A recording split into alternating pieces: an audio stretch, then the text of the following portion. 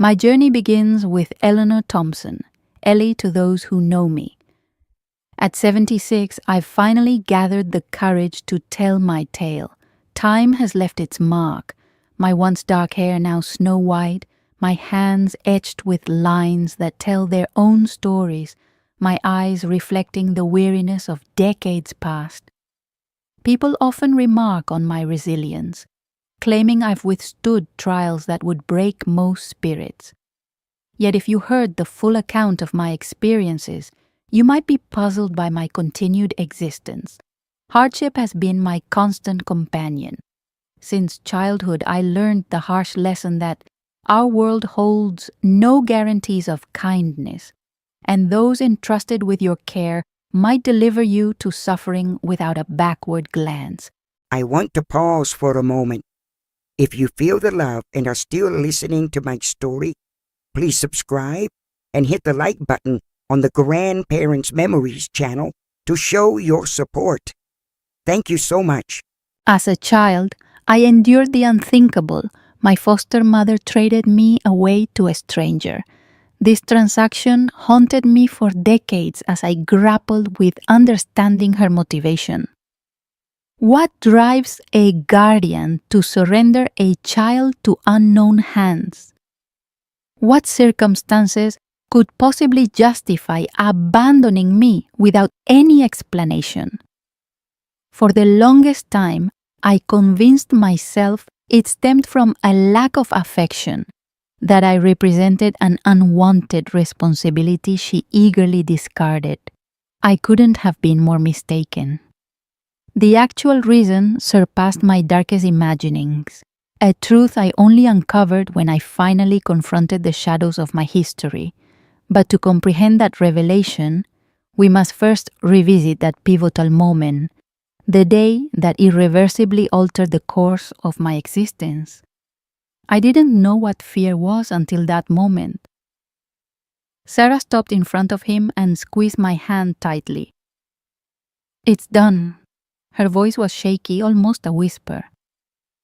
The man nodded, reached into his pocket and pulled out a wad of cash. He counted some bills and shoved them into her hand. At that moment, something inside me screamed. Something told me I needed to run, that I needed to get away from there before it was too late. But Sarah held my hand so tightly that it hurt my bones. "Please, Mom, what's happening?"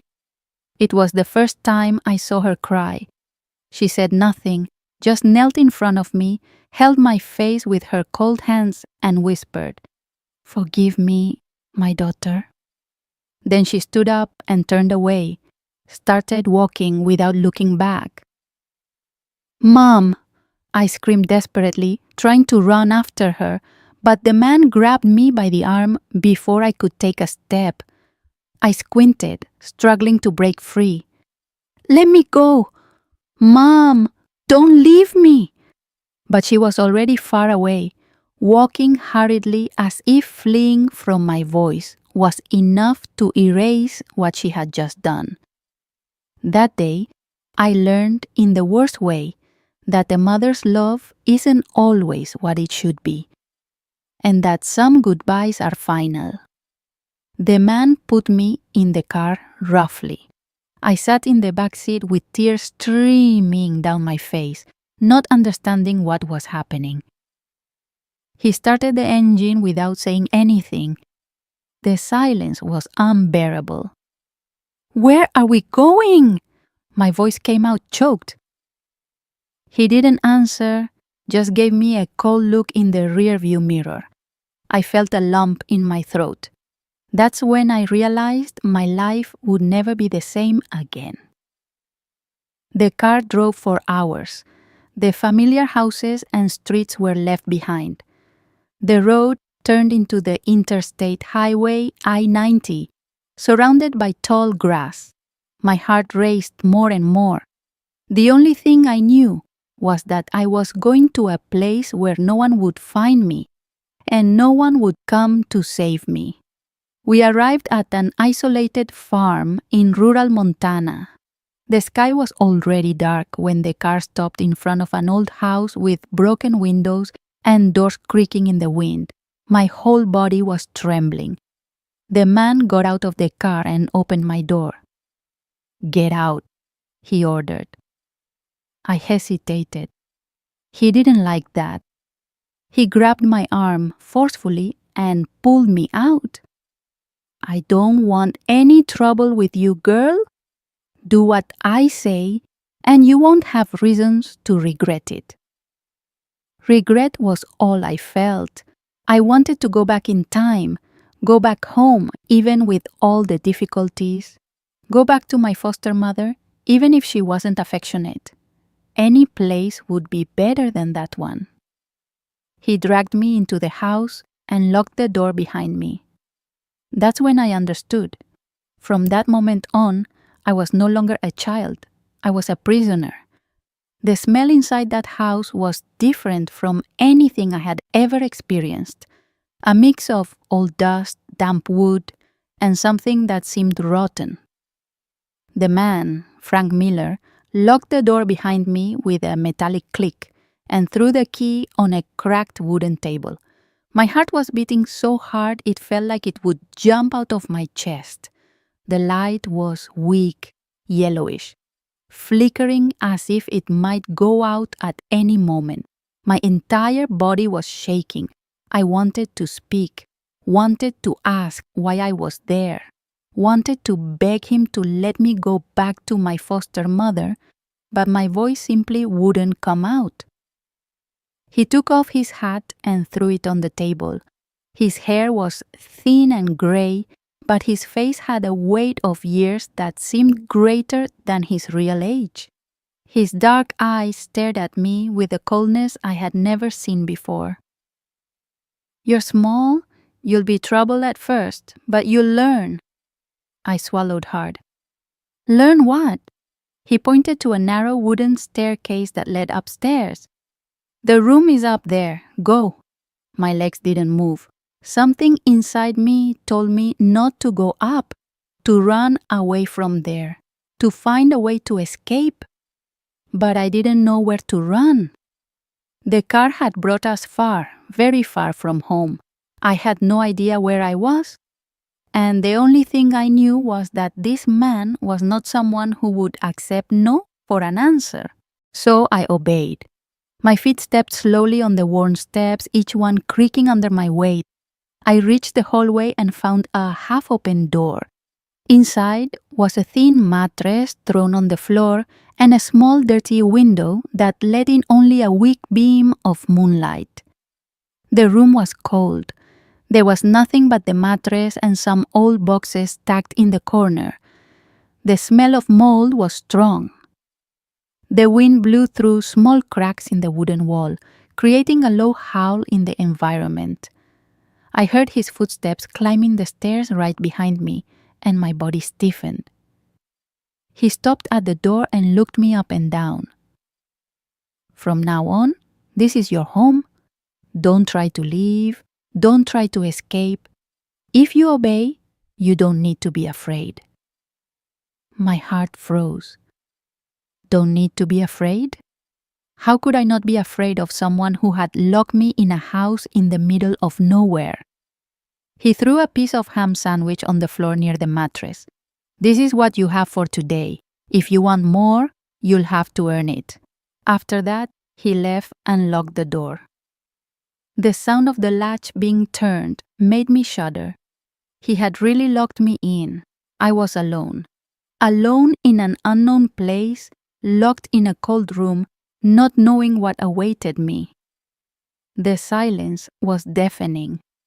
I curled up on the thin mattress, hugging my own legs.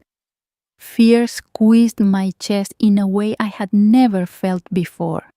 The tears came without me being able to control them. My body sobbed. My throat hurt from holding back the crying, but I didn't want him to hear me. I wanted my foster mother. I wanted to understand why she left me there. Would she come to get me? Was this a mistake? Would I go back home when the sun rose, but something told me no. The night was long. I couldn't sleep. Every creak of the wood, every gust of wind outside, every breath of mine seemed louder than it should be. Then I heard something. Footsteps downstairs. Frank was pacing back and forth. He seemed restless, seemed to be waiting for something or someone. My heart raced. Suddenly I heard voices. Someone else had arrived. I crawled to the door and pressed my ear against the wood. "Are you sure no one will come looking for her?" The voice was deep, hoarse, and seemed concerned. Her mother assured me no one will miss her, said she was dead weight. My blood froze. Dead weight? Was that how my foster mother saw me? Well, if that's the case, what about him? He doesn't know anything yet, but he will soon. Silence. The other voice lowered to almost a whisper. If he finds out, he'll want to take her for himself. And if that happens, it's his problem. You know what happens to people who mess with him? Frank laughed, but it wasn't a laugh of joy. It was a dry, bitter laugh. I'm not afraid of him. The conversation stopped there. I heard footsteps going away, the door creaking, and then absolute silence. My heart was beating so hard I could hear it in my ears. What did that mean? Who was he? Who was this person who might want to take me for himself? I closed my eyes and tried to remember my foster mother's face, but all I saw was her silhouette moving away, her empty gaze, her goodbye without explanation. At that moment, I knew I couldn't hope she would come back. I was alone, and if I wanted to get out of there, I would have to find a way on my own. The night was long. Sleep came in short fragments, always torn from me whenever a noise from outside echoed through the house. My eyes burned. My body ached from being curled up on that thin mattress. But what hurt the most was the fear of what would happen to me, the fear of never seeing my foster mother again, the fear of discovering that perhaps I really was dead weight. I tried to convince myself that she would come back, that perhaps Frank had lied, that my foster mother wouldn't have the courage to abandon me like that. But his words echoed in my head like hammer blows. She sold me. She handed me over to that man in exchange for American dollars. And from the way he spoke, this wasn't something she had done on impulse. She knew exactly what she was doing. But why? What would make her leave me there? The first ray of sun crossed the dirty window of the room and illuminated the dust floating in the air. My stomach growled. The ham sandwich that Frank had thrown at me was still on the floor, but it was hard to eat when it felt like a knot was stuck in my throat. The air inside was suffocating. I hugged my knees, trying to hold back the tears. What would happen to me now? Would I be trapped there forever? He said I would have to earn my food. What did that mean? These thoughts were interrupted by the sound of the latch turning. My body froze. The door to the room opened slowly, creaking. Frank appeared in the doorway, staring at me with those deep, empty eyes. "Get up," I hesitated. "Get up," he repeated impatiently. With my heart racing, I forced my legs to move. The wooden floor was cold under my bare feet. He took a step back and pointed to the stairs. "Go down." My breath caught in my chest. I didn't want to go down, but if I said that, I knew it could be worse. I swallowed hard and started walking, feeling each step creak under my weight. The air downstairs was heavy. loaded with a strange smell, like old cigarettes mixed with something sour. When I reached the last step, I saw that the kitchen table was set, a cup of black American coffee cooling next to a piece of bacon. My stomach turned. Frank sat down and lit a Marlboro cigarette. "Sit down." My legs seemed stuck to the floor. "I'm not hungry." He narrowed his eyes. "You will eat." I blinked quickly, trying to contain the tremor in my body. He pulled out a chair for me and pounded his fist on the table as if he was losing patience. I approached slowly and sat down. "Eat." My fingers touched the hard, cold bacon. My stomach begged for food, but my heart was poisoned by fear. I took a small piece to my mouth, chewing slowly while he watched me. Then he said something that made my spine freeze. "Do you know why you're here?" The piece of bacon stopped in my throat. "Your mother said you were smart. Let's see if that's true." I didn't know what to answer. I don't know why I'm here." He let out a dry laugh. "Of course you do." My body stiffened. "Your mother didn't tell you anything, did she?" I shook my head slowly. He smiled, but it wasn't a smile of amusement. It was a cruel smile from someone who knew something I didn't know. "Interesting." I remained silent, waiting for him to continue, but he just stared at me, took a drag on his cigarette, and tapped the ashes on the edge of the plate. "Today, you're going to work." My skin crawled. "Work? Do you think you're here for free?" I swallowed hard. What do I have to do?" He leaned forward, resting his elbows on the table. "You're going to learn to obey." My heart was beating so hard it seemed about to leap from my chest. I didn't know what that meant, but something inside me told me I was about to find out. The day was long. He made me clean the entire house, scrub the floor until my fingers went numb, carry cold water until my nails turned purple. I had never worked like that. My arm ached, my legs were weak, but I didn't dare complain. With each order he gave, I obeyed without hesitation. I knew I had no choice. When the sun began to set, I was so exhausted I could barely stand. He looked me up and down and let out a grunt of approval. "At least you learn fast." My entire body wanted to collapse. I just wanted to lie down on the hard mattress and pretend none of this was real. But then he said something that made me freeze. "If you continue like this, maybe I won't even need to take you to him." My breathing stopped. Him. That was the second time I heard about this him. Who was this person? Why did he talk as if I belonged to someone? Frank noticed my confused look and smiled crookedly. "Ah, so you still don't know?" My heart raced. He stood up, took a glass and filled it with bourbon whiskey. He drank it in one gulp and looked at me again.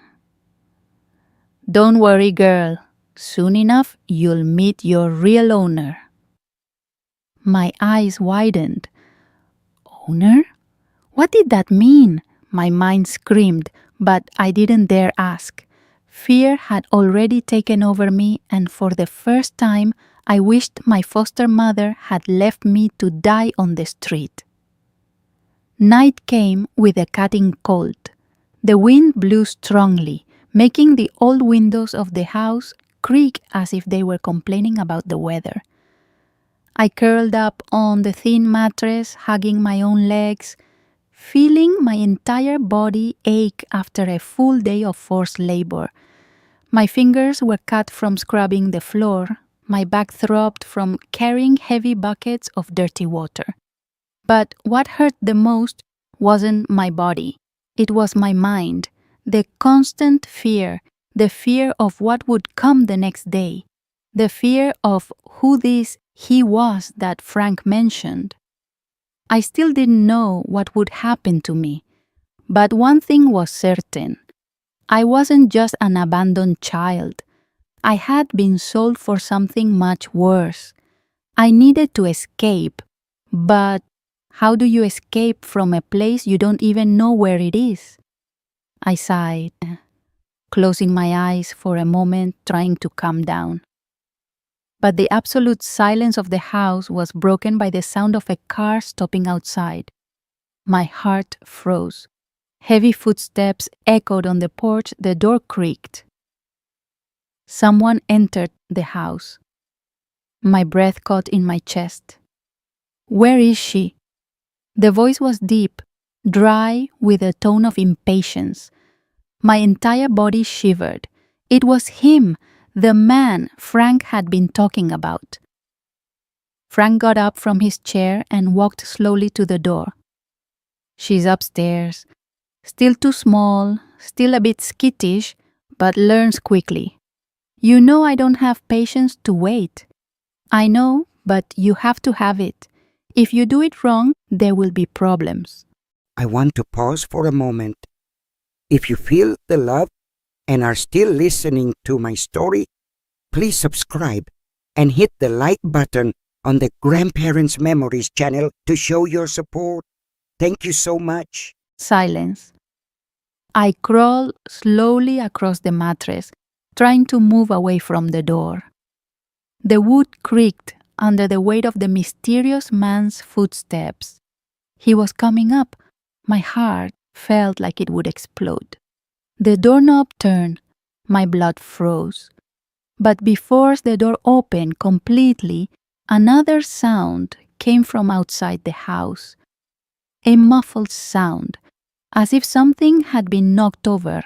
The man stopped. What was that? Silence hung in the air. Frank, who had bought me, responded with a tense voice. Someone's here. A chill ran down my spine. Another person? The man with the deep voice seemed suspicious.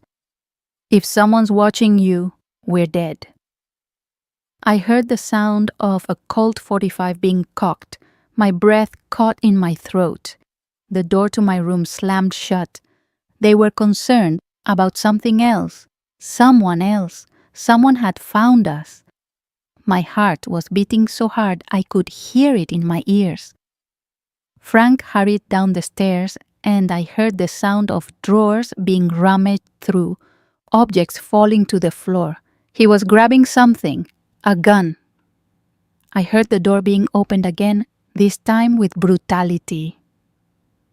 Is someone there? Frank's voice called out. Silence, only the sound of the wind whistling. They went out for a few seconds. I remained motionless, listening to their footsteps moving away. And then for the first time, I looked at the small, dirty window of the room. My entire body was trembling, but something inside me said, this was my only chance. If I didn't escape now, maybe I never would. Crawling to the wall, I held the window frame and stretched as far as I could. The latch was old, the wood was rotten. I just had to push hard. I bit my lip, holding back tears, and then, with all the strength my small body could gather, I pushed the window outward. It opened with a dry bang. My heart raced. I had no time. I couldn't think. I just acted. I crawled through the windowsill and looked down. The house was tall, and the fall would be painful, but it was better than what awaited me if I stayed there. I closed my eyes and jumped. The impact was brutal. My body hit the hard, dry ground, knocking what little air remained in my lungs. Pain radiated through my legs, through my arms, through my chest, but I couldn't afford the luxury of feeling pain, Couldn't waste time. I needed to run. The voices inside the house still echoed, and I knew that in a matter of seconds, they would realize I was no longer there. I forced myself to get up, my legs trembling as if they might collapse at any moment. The tall grass around the house was dense, thorny, cutting my skin as I blindly advanced through the darkness of the night. My heart hammered inside my chest. Behind me, I heard the front door being flung open. "She escaped!" The shout made panic consume me. My breathing was uneven. My bare feet stepped on stones, dry branches, cold earth. Each step was agony, but I couldn't stop. The sounds behind me grew louder. They were looking for me. I heard heavy footsteps crushing the grass, heard curses, heard orders, "Find her now!" Fear suffocated me. My mind screamed, "Run, run, run!" But where to? I didn't know where I was. I didn't know where to go. I just knew that if they caught me, I wouldn't have another chance. Tears streamed down my face, mixing with the sweat and dust that stuck to my skin. The forest seemed endless. The branches closed around me like claws trying to hold me back. Then I saw a clearing ahead. There was a dirt road. My legs were weak, but I gathered what strength I had left and ran toward it, stumbling, gasping with blurred vision. If I could reach it, maybe then a headlight, lights, a car. My eyes widened. Someone was coming. It was my chance. I used the last of my strength to run to the middle of the road, extending my arms, desperately waving. "Please, help!" The car braked abruptly, the tires raising dust. The door opened. I froze. And then, from the other side of the road, I heard him, the man they had been talking about, the real owner, the man to whom my foster mother had sold me. My body locked up. My eyes met his, and at that instant, I knew my hell was just beginning. The man standing before me was different from anyone I had ever seen. He didn't seem rushed, didn't show fury or desperation like the others who had been hunting me moments before. On the contrary, he seemed calm, and that terrified me more than any shout.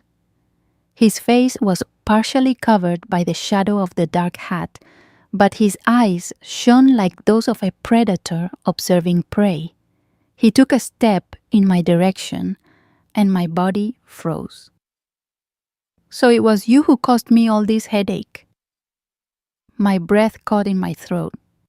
Behind me, I heard the footsteps of the other men approaching, running down the dirt road, cursing and puffing. "The girl escaped! We got her!" one of them shouted, but his voice faltered as soon as he realized who was there. Silence fell like a blow in the air.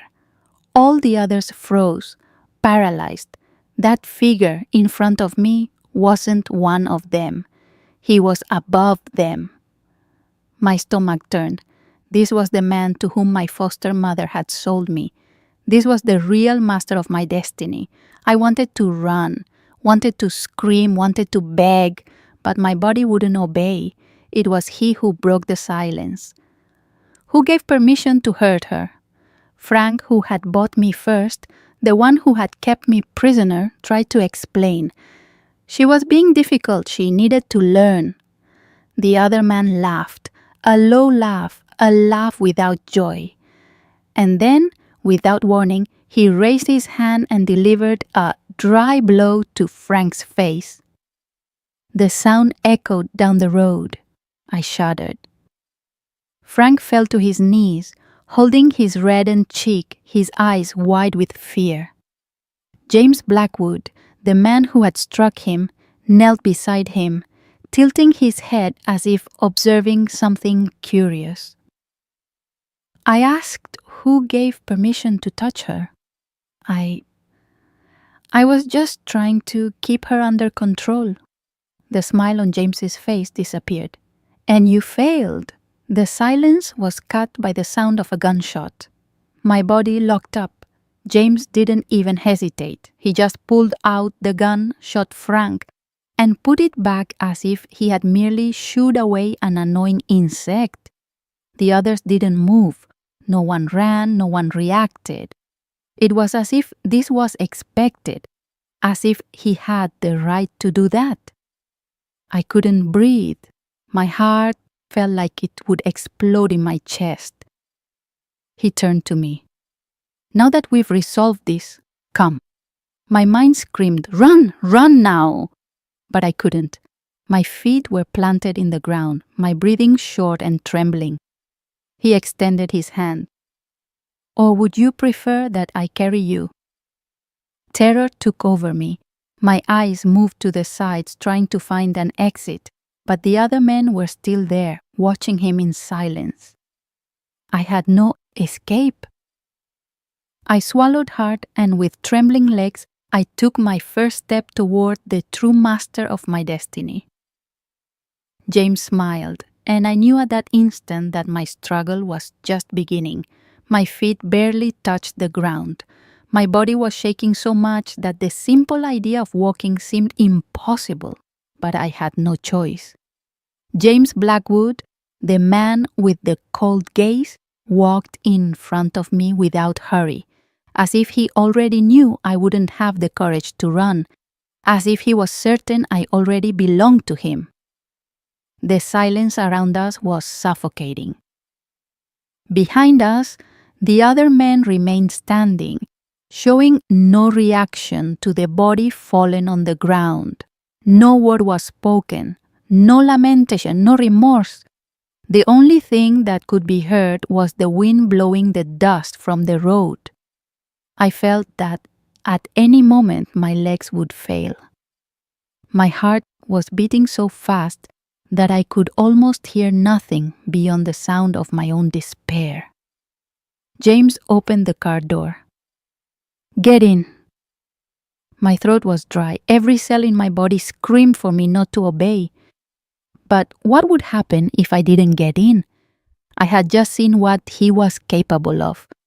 I knew that if I tried to resist, the outcome could be even worse. I had no strength to run. I had nowhere to go. I simply gave up. I got into the car without saying a word. The door closed beside me with a dry bang. James went around, got into the driver's seat, and started the engine. The car began to move. It was at this moment that I truly felt it. I was leaving. Where to? I didn't know, but one thing was certain. If I didn't escape now, maybe I never would. The silence inside the car was terrifying. I couldn't look at him, couldn't even breathe properly. My gaze was fixed on the road outside, on the arid fields that passed quickly by the window. I tried to memorize each curve, each tree, each detail, as if somehow this could help me escape later. But everything looked the same. The same dry ground, the same cloudy sky, the same despair inside my chest. James drove calmly, as if he were taking any ordinary trip. One hand rested on the steering wheel while the other held a Marlboro cigarette between his fingers. He didn't seem worried. He didn't seem upset. He simply existed, and that scared me more than anything else. Minutes passed, perhaps hours, and then he spoke for the first time. You have a name? My throat locked up. I didn't know if I should answer. If I spoke, I would be accepting my situation. If I remained silent, he might get irritated. I breathed deeply, trying to gather any fragment of courage that still remained in me. Eleanor, I said quietly. He smiled slightly. Eleanor, he repeated, as if testing the word in his mouth. Beautiful name. Your mother chose well. My breathing faltered. I wanted to ask, I wanted to demand answers. Why did she do this to me? Why did she sell me? But I knew it wouldn't help.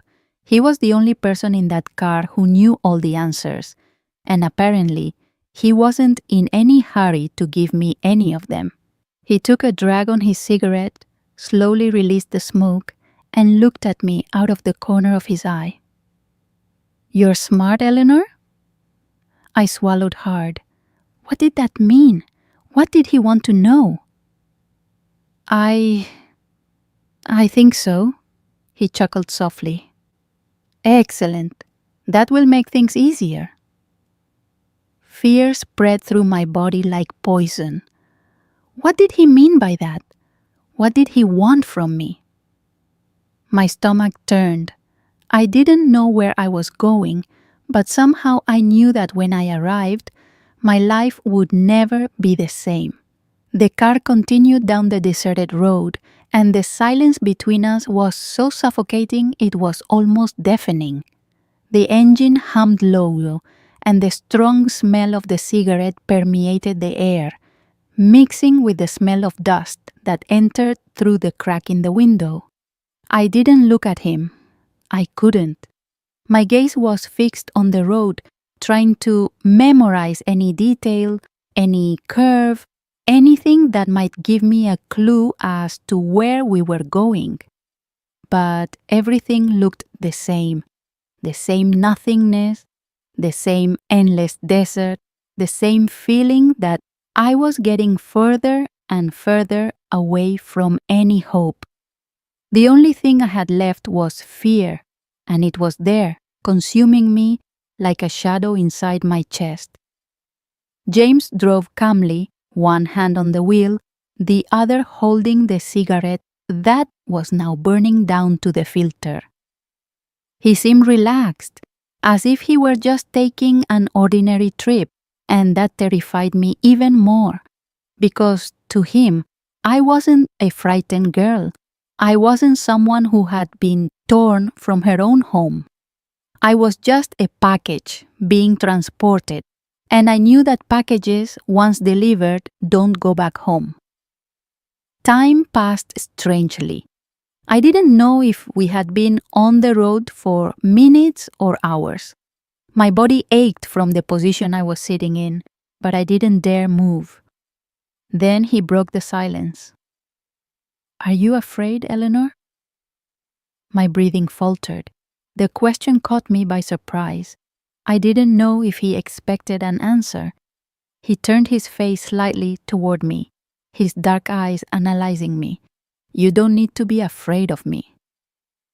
The way he said that made my skin crawl.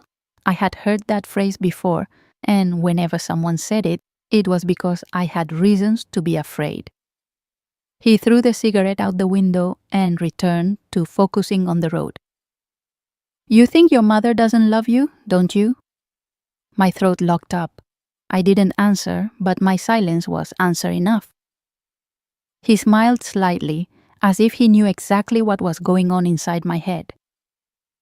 But what if I told you that your mother handed you over to me to save you? My body stiffened. What was he saying? How could Sarah selling me to a stranger be considered saving me? I wanted to ask, but my voice was stuck. I just stared at him, waiting. He laughed softly, shaking his head. Ah, Eleanor, you still have so much to discover. I wanted to scream. I wanted him to stop this game. I wanted him to simply tell me what was happening, because that uncertainty was killing me.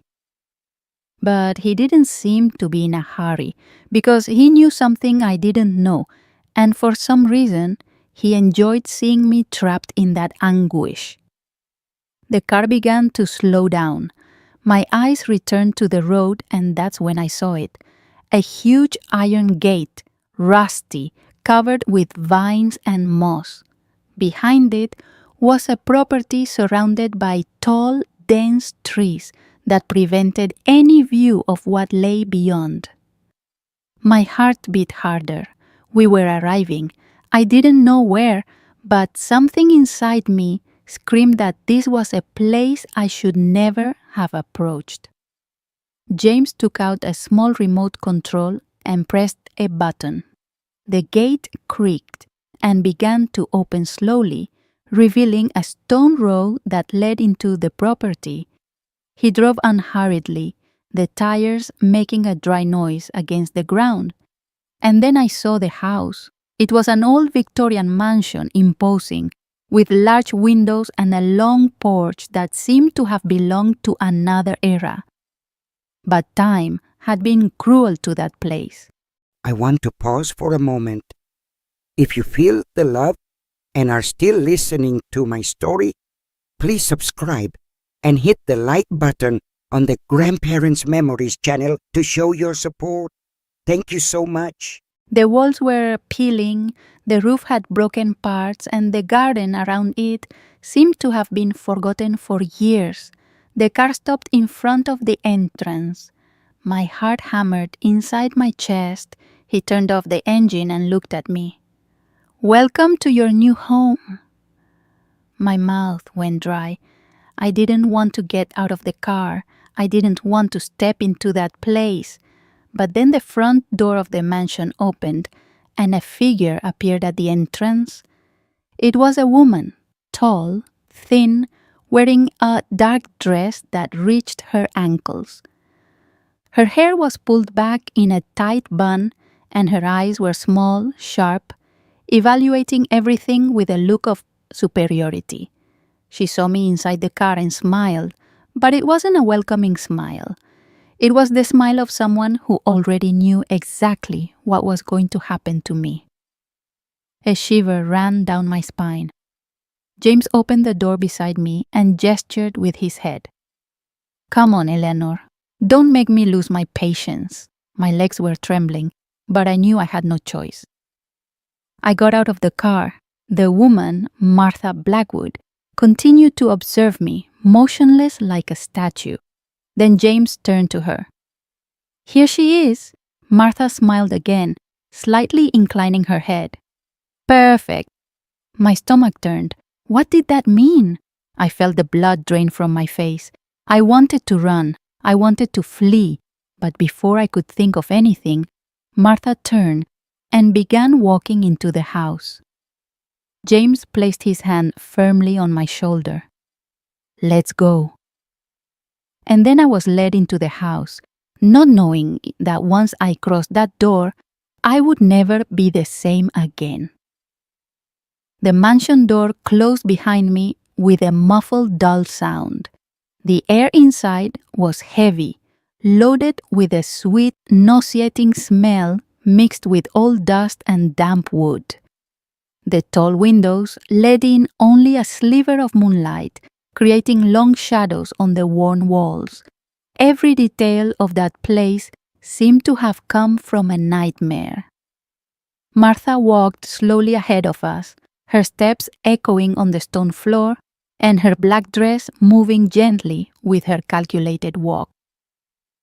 James kept his hand firmly on my shoulder, guiding me without hurry, but also without giving me space to hesitate.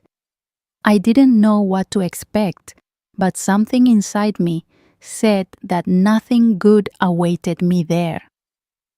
We were led down a narrow corridor, the walls covered with dusty portraits of people who seemed from another era.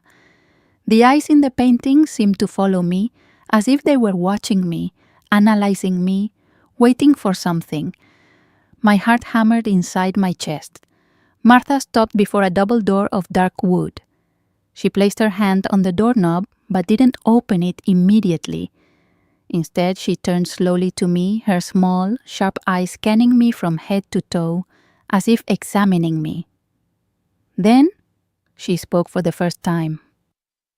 "How old is she?" My skin crawled. James answered casually, 6 years. She tilted her head slightly, as if pondering the information. "She seems more fragile than I imagined.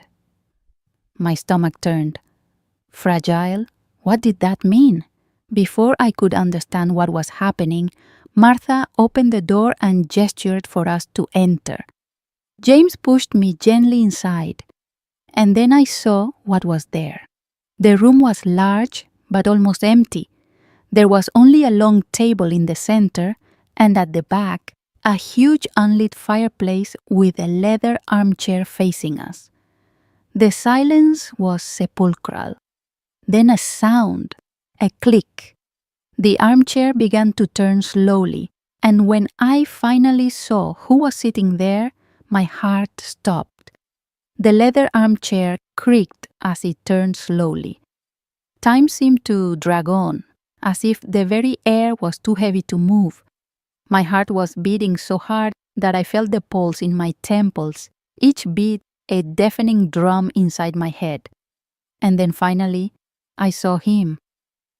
The man sitting in the armchair was different from all the others, different from James, who had brought me there, different from Martha, who looked at me with that analytical, cold gaze. He was elegant. His black suit was impeccable, his hair combed back without a single hair out of place. He had fine features, a face without wrinkles, but his eyes, the eyes. His eyes didn't belong to an ordinary human being. There was something there, something empty, something too deep, something that made me feel as if I wasn't just in front of a man, but something greater than I could ever understand. He smiled. Eleanor. My skin crawled. He knew my name. I couldn't speak. I couldn't move. I could only stare at him, hypnotized by the tone of his voice, by the way he pronounced my name, as if he had known me for a very long time. James approached, slightly bowing his head in a sign of respect. Here she is, as you requested, sir. The man in the armchair didn't take his eyes off me. You did well. My throat was dry. What was happening? Why was I brought there? And more importantly, who was he? Martha, who was standing by the door, moved silently, walking until she was behind the armchair. She seems fragile. Are you sure she's the right one? The man gave a small smile. Don't be deceived by appearances, my dear. The most valuable things in this world come in delicate packages. My mind screamed to understand what they were talking about. I was valuable? To whom? For what? My breathing became heavy. Why am I here? My voice came out trembling, small. The man in the armchair tilted his head slightly to the side, as if genuinely surprised by the question. Your mother didn't tell you? My eyes widened. My mother? My mother knew about this? I shook my head quickly, denying it. The man sighed, as if he were dealing with a foolish child. Then I suppose we'll have to tell you. He got up slowly, and at that moment I knew. I didn't want to know the truth. I didn't want to hear it. Because whatever the explanation was, it was worse than I could imagine. The man took a step forward, and I instinctively backed away, but I had nowhere to run. Behind me, the door was closed. Martha and James were there, motionless, watching as if this scene had been repeated countless times.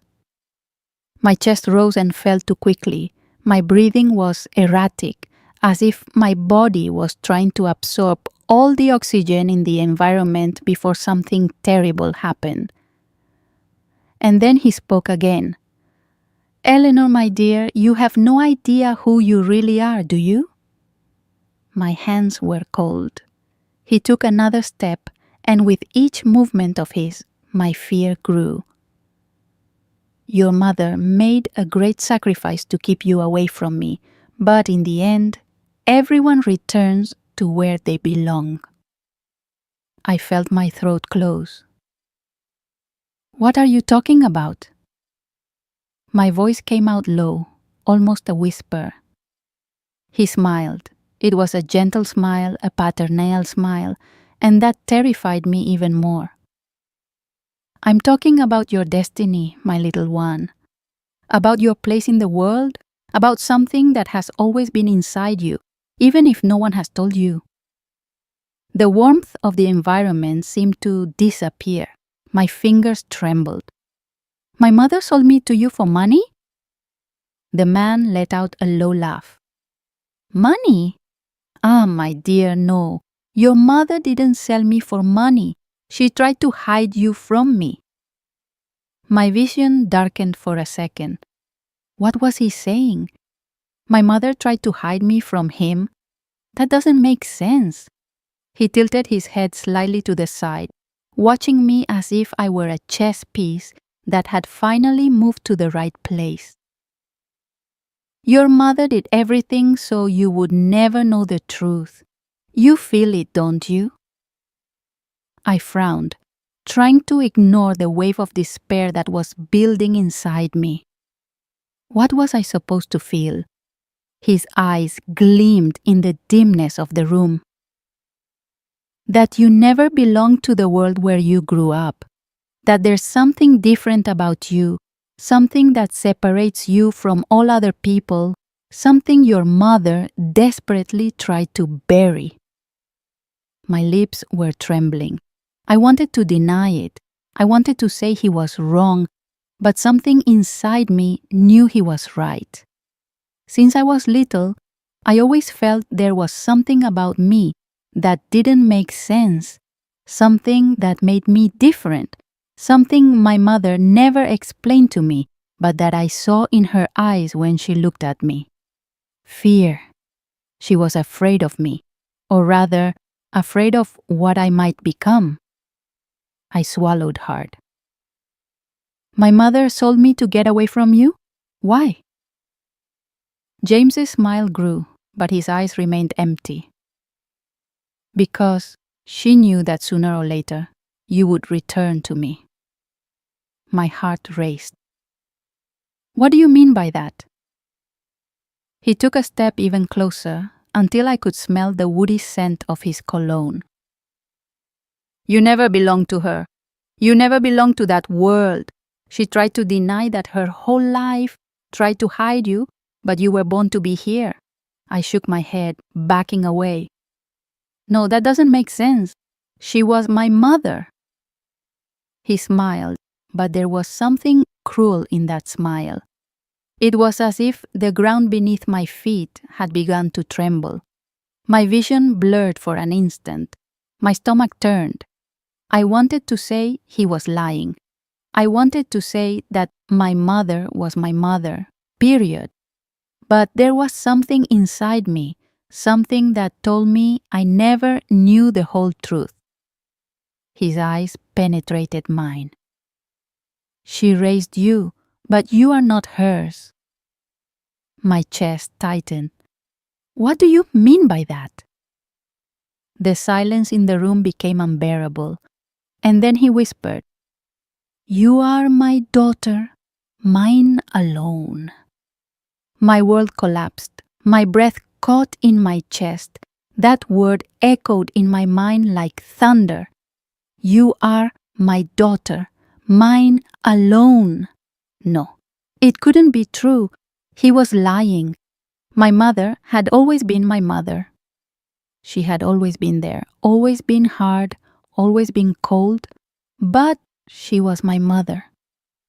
I shook my head, trying to push away the idea. That's a lie. My voice came out trembling but firm. The man wasn't fazed. He just watched me as if he were waiting for the truth to settle inside me. A lie? Do you feel it's a lie, Eleanor? Do you feel inside you that I'm lying? My lips parted, but no word came out. Because deep down, I wasn't sure. His smile grew as if he were reading my mind. You always knew you were different. You always felt it. Your mother tried to hide you from me because she knew she couldn't stop me forever, but she made a mistake. She thought that by keeping you away, she would make that part of you disappear. He leaned forward slightly. But what's inside you can't be erased. My fingers were cold. My entire body was trembling. If you're telling the truth, my voice almost failed. Why did my mother raise me? Why did she keep me close if I was never hers? He took a deep breath, as if he were about to reveal something important. Behind him, Martha remained motionless, her gaze analyzing each of my reactions as if she were studying a caged animal. Why did your mother steal you from me? The air in the room seemed to evaporate. My heart stopped for a second. I blinked slowly, trying to absorb the weight of those words. She stole me? He nodded without taking his eyes off me. She ran away with you when you were still a baby. She hid like a rat, living on the margins of society, doing everything so I would never find her. But I always knew that one day you would return to me. My chest tightened. My mind was spinning, trying to put the pieces of the puzzle together. If this was true, then everything made sense. My mother's fearful look, the way she avoided me, how she never hugged me, how she always seemed to carry an invisible weight on her shoulders. She didn't raise me out of love. She raised me because she hid me, because she was running from something, or rather, from someone. My stomach turned. If all this is true, what do you want from me? The man smiled again, but this time there was something dark in that smile. He took a step forward until he was so close that I could feel his presence like a weight in the air. And then he whispered, I want you to accept who you really are. My heart raced, and it was at this moment that I knew the truth he was telling me was just the beginning of my worst nightmare. My head was spinning. His words still echoed in my mind, hitting me like invisible blows. I want you to accept who you really are. I didn't know what that meant, and at the same time, I knew I didn't want to find out. My breathing was short, heavy, as if the very air inside that house was against me. My knees were weak, my throat dry, and all I wanted was to scream, run, disappear. But there was nowhere to run. He was in front of me, my father, looking at me as if he knew something I didn't yet know, as if he were waiting for something inside me to awaken. Martha remained motionless behind him, observing me with that analytical, impersonal gaze. She knew. The others in the room knew. Everyone there knew something about me that I didn't yet know, and that terrified me. My chest rose and fell rapidly. My body trembled. I am not any of that. My voice came out trembling, weak, as if even I didn't believe my own words. The man smiled. Are you sure? My heart stopped, because no, I wasn't sure. I never had been. As far back as I could remember, I always felt something different inside me, something I couldn't explain. My mother never talked about it, but I saw it in her eyes. She was afraid of me. Now I knew why. I swallowed hard. What do you want from me? My voice was a thread. The man took another step forward, and then in a calm tone he whispered, I want you to awaken. A shiver ran down my spine. Awaken? What did that mean? I backed away, my entire body warning that something very wrong was about to happen. He noticed my hesitation and smiled, tilting his head slightly. Your mother tried to prevent this, tried to bury who you really are. But you can't run anymore, my dear. It's in your essence, in your blood. You can feel it, can't you? I wanted to deny it. I wanted to scream that he was wrong. But the instant he said those words, something inside me stirred.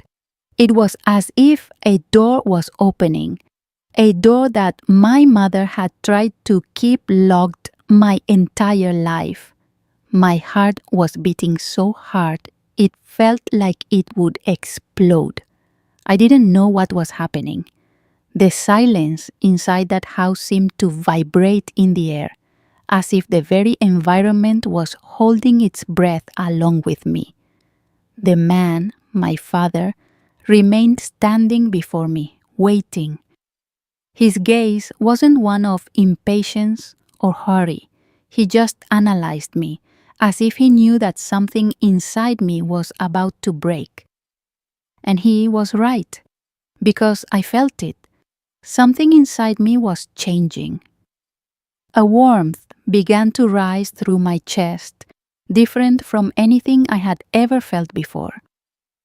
It was as if something was awakening under my skin, a silent presence that had always been there, but that my mother had desperately tried to keep dormant. My head throbbed, my body tingled. I breathed deeply, trying to fight against it, but the more I resisted, the stronger it became. The man noticed. He smiled. "Don't fight against it, my daughter. This is your true self." I want to pause for a moment. If you feel the love and are still listening to my story, please subscribe and hit the like button on the Grandparents Memories channel to show your support. Thank you so much. My vision darkened for a moment. My heart hammered inside my chest as if it were trying to free itself from something that had imprisoned it for a long time. And then I felt it, not with the common senses, but with something deeper. It was as if my body was connected to something greater, something that had always been there, lurking.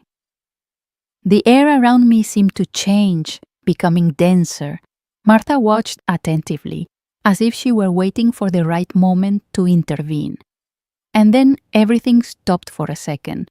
Time seemed suspended.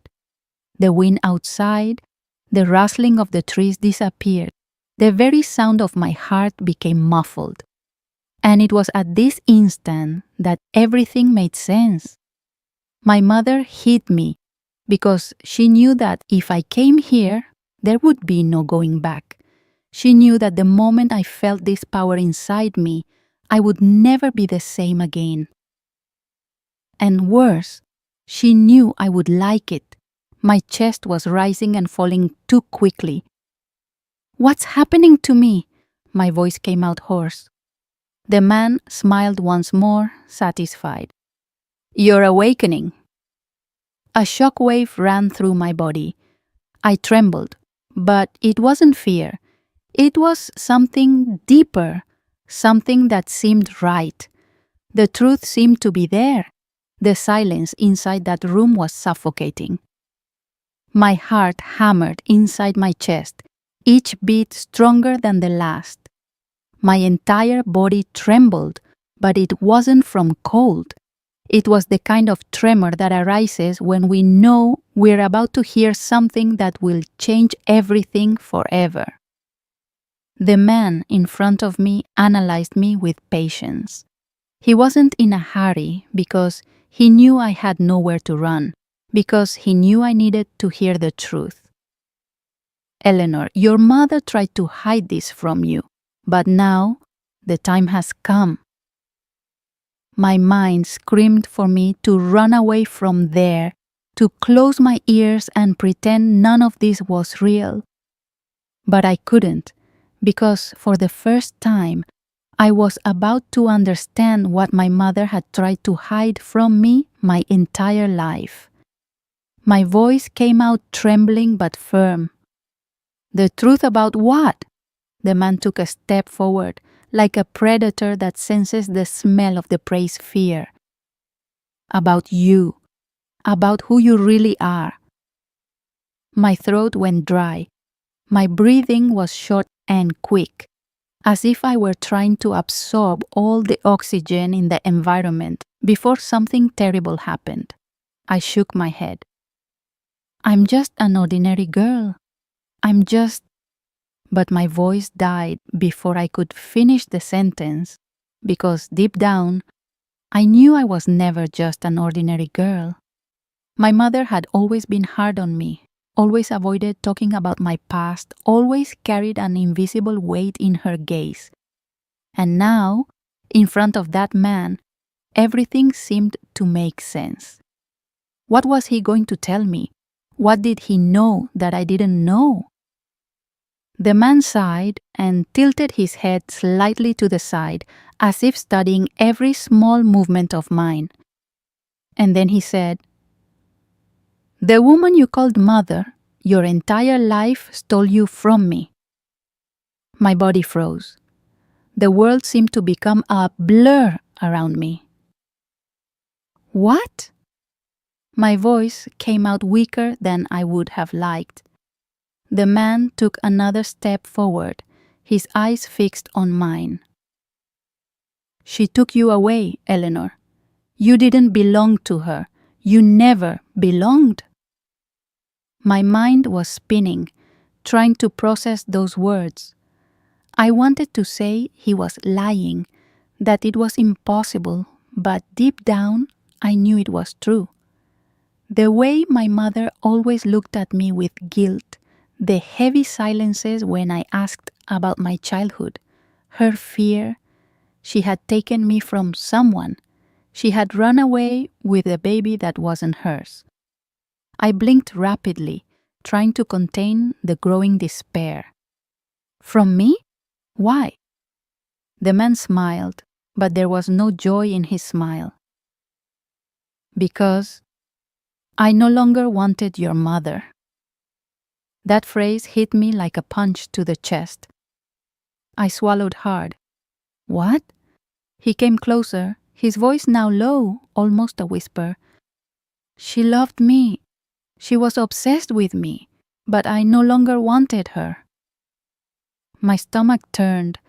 My chest hurt as if something was being crushed inside me. "She was your woman?" He let out a dry laugh. "She wanted to be, but I never wanted her. And when I said that everything between us was over, she went out of her mind." My heart hammered. "What did she do?" The silence in the room was so heavy that I felt the air vibrating around them. And then he told me something that made my vision darken for a second. "She took you and ran away." My knees weakened. My mother wasn't my mother. She stole me. But not because she wanted to save me, not because she wanted to protect me, but because she wanted revenge. She used me as a weapon against the man who rejected her. The pieces of the puzzle began to fit together. The way she treated me, the way she looked at me, the way she never talked about love. Because I wasn't a daughter to her. I was a reminder of her revenge. My stomach turned. The man continued to look at me, waiting for me to absorb everything. And then he said the last thing I wanted to hear. "And now, you've returned to where you always should have been." The ground beneath my feet seemed about to collapse. My mind screamed. I wanted to run. I wanted to wake up from this nightmare. But there was nowhere to flee because the truth was already inside me, and I could never go back to being the same again. My head was throbbing. My chest was rising and falling too quickly, as if the very air was being torn from my lungs. His words still echoed inside me. She stole me because he no longer wanted her. My mother, no, the woman who raised me, had taken me not out of love, not because she wanted to protect me, but because she wanted revenge. I was never a wanted baby. I was a weapon. I was a trophy of the sick obsession of a woman who couldn't accept being rejected. My stomach was churning. My throat was dry. James, my father, watched me calmly, unhurriedly, as if he knew my mind was crumbling piece by piece. Now you understand, don't you? His voice was low, almost a whisper. I wanted to answer. I wanted to scream, but nothing came out of my mouth. My mind was spinning. I remembered the fearful looks from that woman, the nights she cried in hiding, the moment when she seemed to carry a weight she couldn't share. She spent her life running, but she never ran for me. She ran because she knew that one day he would find me. And now, here I was in front of him, in front of the man from whom she had spent her entire life trying to hide me. My legs weakened, my knees gave way, I fell to my knees on the cold wooden floor. The tears began to flow before I could stop them. It's not true. My voice came out trembling, broken. The man knelt in front of me, his eyes fixed on mine. But my eyes rose against my own will, and there he was, the man who should have been my father, the man who never looked for me, the man who let me be taken. My chest hurt, my heart hammered. And then the question came, the question that burned inside me like fire. If you knew, why did you never look for me? The man blinked slowly, but showed no surprise. He expected me to ask this. He knew this was the doubt that was eating away at me. He sighed and passed his hand over his face, as if carefully choosing his words before speaking. I did look, Eleanor. My breath caught in my throat. No, it's not true? He nodded. Yes, it is.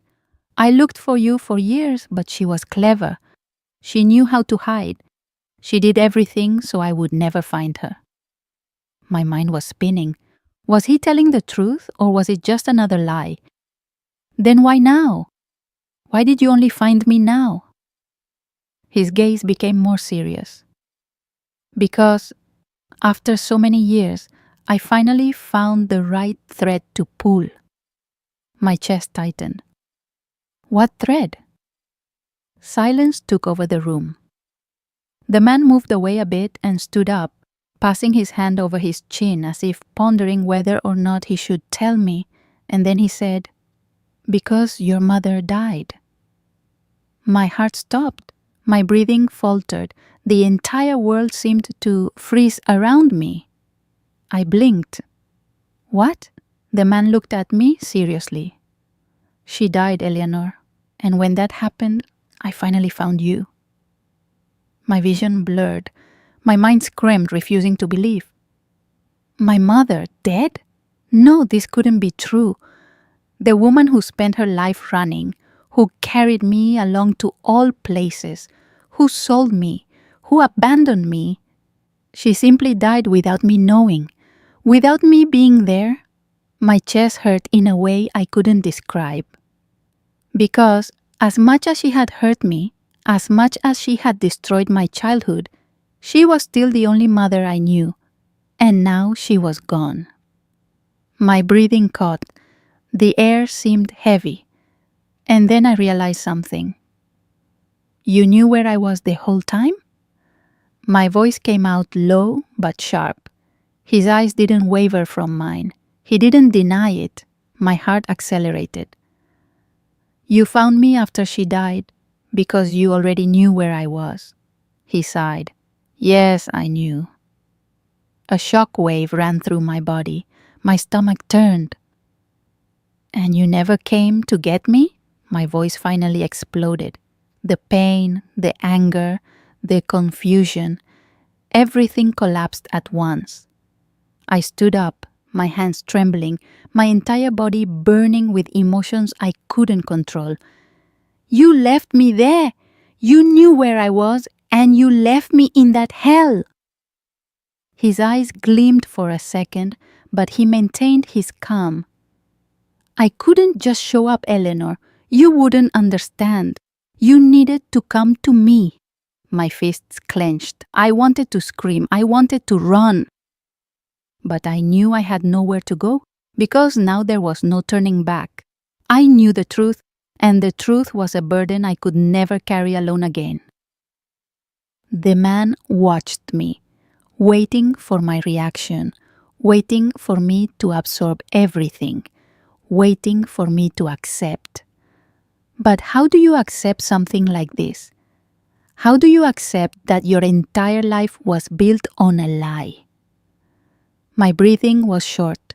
My eyes burned. My mind was tired. I no longer knew what to believe. I no longer knew who I was. And at that moment, I realized the most frightening thing of all. I never knew who I really was. The man, my biological father, watched me with that unsettling calm, as if he were waiting for me to accept the truth. But I wasn't going to accept it, not so easily, because everything he had said so far wasn't enough. I still didn't know who I was, and worse, I didn't know what he wanted from me. My hands were trembling. "And if you knew where I was all this time," my voice came out harsh, loaded with pain and anger accumulated over the years, "why did you never come to get me?" The man blinked slowly. He showed no surprise. He expected this question. "Because you needed to come to me on your own." My fists clenched. I wanted to laugh at the hypocrisy, the arrogance, the absurdity of that response. Needed to come on my own? My voice rose, loaded with incredulity. "I was a child. You let me grow up in the middle of hell because you thought I needed to find out for myself?" The man sighed and passed his hand over his face, as if he were tired. "You wouldn't have understood before, Eleanor. You needed to go through all of this to see the truth." A wave of fury ran through my body. What truth? What kind of father lets his daughter be sold and treated like an object? I didn't realize I was shouting until I felt my throat hurt. But I didn't care, because I needed to shout. I had spent my entire life swallowing my pain, accepting that I was unwanted, disposable, forgotten. But now I knew that the man who could have saved me was there the whole time, and he did nothing. My eyes burned. "You didn't try to save me. You left me behind." The man remained silent for a few seconds. Then he took a step back, as if he were analyzing me from a different angle. And then he said something that made my blood freeze. "And yet you survived." My breath caught in my chest. My stomach turned. He wasn't denying it. He wasn't trying to justify himself. He was just telling me what he saw. I wasn't a victim in his vision. I was someone who survived. I was proof that he was right. And that made me even more furious. "Surviving doesn't mean I'm okay." My voice came out low, loaded with resentment. He smiled slightly. "But you're here." I swallowed hard, because somehow that was true. I had been through hell, been rejected, sold, betrayed, but I was here. I was alive. That doesn't justify everything, and that doesn't make you my father. My gaze hardened. "You made me, but you were never a father." The smile disappeared. In fact, his face changed, because for the first time, I saw something different in his eyes. Something human, something that seemed like regret. But I wasn't going to delude myself. I couldn't, because in the end, nothing he said could change the past. And for the first time, I understood. Nothing he said mattered because he didn't define me. He wasn't the owner of my story. I didn't need to be a prisoner of his decisions. I didn't need to be a prisoner of my past. And it was at this moment that I knew I had two choices. I could continue living trapped by what happened to me, or I could finally move forward. And I knew which choice my mother never made. She spent her life running, carrying pain, hurt, and hatred, and in the end, she died without ever having freed herself. I didn't want that fate for me. I wanted something more. My breathing began to slow. My heart was still heavy. My soul was still hurt, but now I knew what I needed to do. I raised my gaze, firm. I don't know who I am, but I know who I don't want to be. The man frowned slightly, confused. I continued. I don't want to spend the rest of my life looking for someone to blame. I don't want to carry this weight. I don't want to be like her. I saw something gleam in his eyes. Then, what do you want to be? I closed my eyes for a moment, breathed deeply, and then I said, free. The silence that followed was different from all the others. It wasn't a silence of fear, of submission, of despair. It was a silence of decision, of liberation. And at that moment I knew I would never again be a prisoner of my past. I would never again let my story be written by the mistakes of others. I was going to start over. And this time, I would write the ending myself. The sun hit my skin differently that morning. For the first time in a long time, I didn't feel fear when I opened my eyes. There were no screams, no invisible chains binding me to the past. There was only the wind touching my face, and the distant recovery came gradually. Healing wasn't immediate. The wounds needed time to mend. During quiet evenings, memories would still surface, sending shivers through me when darkness settled too heavily. Yet incrementally, I discovered how to channel my terror into resilience. I ventured into employment, carefully setting aside earnings, creating something uniquely mine. I came to understand that existence isn't merely defined by our circumstances. Rather, it's shaped by our response to those circumstances. I made a conscious decision to shed the identity of a victim and instead rebuild myself from within. I want to pause for a moment. If you feel the love and are still listening to my story, please subscribe and hit the like button on the Grandparents Memories channel to show your support. Thank you so much. Over time, I deliberately cultivated relationships with individuals who nourished my spirit. Trust, once shattered, slowly reformed. I recognized that genuine affection exists without demands or suffering. The revelation came that I warranted more than mere survival. I deserved fulfillment. Then it happened, one ordinary morning. Glancing at my reflection, I encountered something previously absent: serenity. My narrative contains unspeakable cruelty. I endured experiences no human should face. Yet I persevered. Beyond mere endurance, I evolved into someone whose essence couldn't be extinguished by suffering. After all, our hardships don't determine who we are. Our identity stems from what we choose to do with those hardships. I elected happiness. I granted myself forgiveness. I extended forgiveness to my mother. I relegated the past to its proper place, behind me. Life continues its forward motion, and now I can confidently declare that in my personal story, I emerged victorious. Dear beloved audience, from the bottom of my heart, I want to express my deepest gratitude to each and every one of you for taking the time to listen to my life story today. Every moment you have spent with me on this journey of revisiting these painful chapters of my past means the world to me. My life has been filled with challenges that no one ever wishes to face. But the message I want to leave with you is this.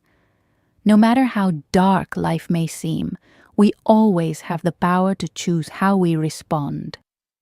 It is not what happens to us that defines who we are, but rather how we rise after each fall that truly shapes the value of our lives. I have chosen to forgive, to embrace happiness, and to leave the past where it belongs, behind me. And I believe that each of us carries the strength to do the same. I would like to extend my special thanks to the founder of Grandparent's Memories for creating a meaningful space where stories like mine can be shared. Through their vision and dedication, the invaluable lessons of the past have the chance to touch more hearts. If my story has resonated with you, please consider subscribing to Grandparents' Memories and giving this video a like. Every subscription and every like is a great encouragement for us to continue our mission of preserving and spreading these precious life stories. And don't forget to stay tuned for more stories on our channel. Each story is a journey, a lesson, and a source of inspiration that I believe will bring you immeasurable spiritual value. Once again, thank you from the bottom of my heart. My name is Eleanor Thompson, and it has been an honor to share my life story with all of you today.